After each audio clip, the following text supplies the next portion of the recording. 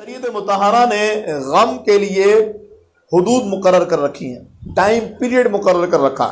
اگر ایک بندہ کسی کے گھر میں انتقال ہو جاتا ہے، میت ہو جاتی ہے، تو اس بندے کا سوگ 3 دن منایا جائے گا۔ یہ جو ہمارے نا 40 دن سوگ، اس کی شریعت میں کوئی حیثیت ہی نہیں ہے۔ سوگ صرف 3 دن ہوگا، 3 دن سے زیادہ سوگ کرنا حرام ہے، سوائے اس عورت کے جس کے شوہر کا انتقال ہو جائے تو پھر وہ 4 مہینے 10 دن سوگ کرے گی۔ قرآن کہتا ہے 4 اشہر و عشرہ، یہ قرآن کی نص قطعی ہے۔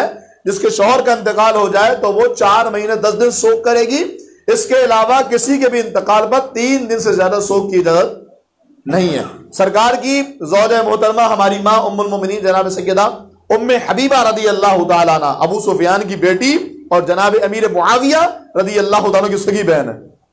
بولیے سبحان اللہ۔ جناب امیر معاویہ کی سگی بہن سرکار کی زوجہ ہماری ماں ام المومنین ام حبیبہ رضی اللہ تعالیٰ کے والد جناب ابو سفیان کا وصال ہو گیا۔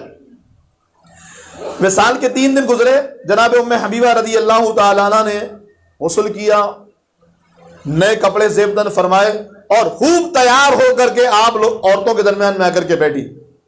عورتوں نے کہا ام حبیبہ تم نبی کی زوجہ ہو اور باپ کے انتقال کو بھی 3 دن میں نہیں گزرے اور تم نے اتنا بن ٹھن کر کے اور اتنی زیادہ تیاری کے ساتھ تم نے آج اپنے آپ کو سنوارا ہے اور یہاں کر کے بیٹھ گئی ہو۔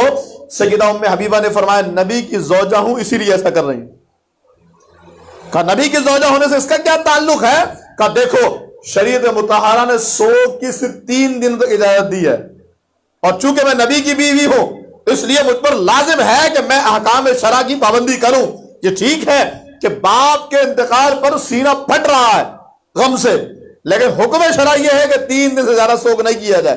تو میں نے اس لیے قصداً زیب و زینت کو اختیار کیا تاکہ لوگوں کو یہ پیغام جائے کہ نبی کی بیوی بھی ہونا تو بھی احکام شرع پر عمل کر رہی ہوتی ہے۔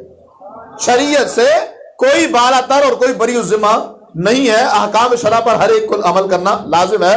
تو سوگ صرف 3 دن ہوگا، اسی لیے کہا جاتا ہے تعزیت جو کرتے ہیں کسی کے مرنے پر وہ بھی 3 دن تک کریں گے۔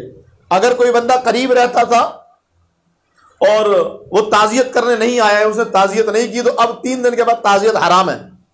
ہاں کوئی دور رہتا تھا، فار ایگزامپل کراچی کا معاملہ ہے، کوئی لاہور اسلام آباد رہتا تھا، آنے میں ٹائم لگ گیا، یا آؤٹ آف کنٹری رہتا تھا، بعد میں آیا، اگرچہ مہینے بعد سال بعد آیا، تو اب وہ تعزیت کر سکتا ہے کیونکہ وہ پہنچ نہیں پایا تھا۔ لیکن اگر کوئی قریب رہنے والا 3 دن کے اندر تعزیت نہ کرے تو اس کے بعد تعزیت حرام ہے۔ یہ میں حکم شرع بتا رہا ہوں۔ تو سوگ کے 3 دنوں تک اجازت ہے، اس سے زیادہ کی اجازت بولیے۔ یہ جو 1400 سال بعد کربلا والوں کا سوگ بناتے ہیں نا، یہ قوم کو بیوقوف بناتے ہیں، ہاں وہ کوئی سوگ نہیں ہے۔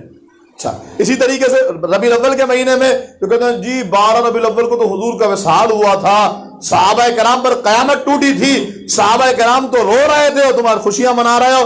ہم نے کہا اگر ہم یہ مان بھی لے کہ ولادت اور وصال دونوں حضور کا 12 ربیع الاول کو ہے، تو بھی وصال تو اس کا سوگ 3 دن تک تھا، لیکن ولادت کی خوشی اب بھی جاری ہے۔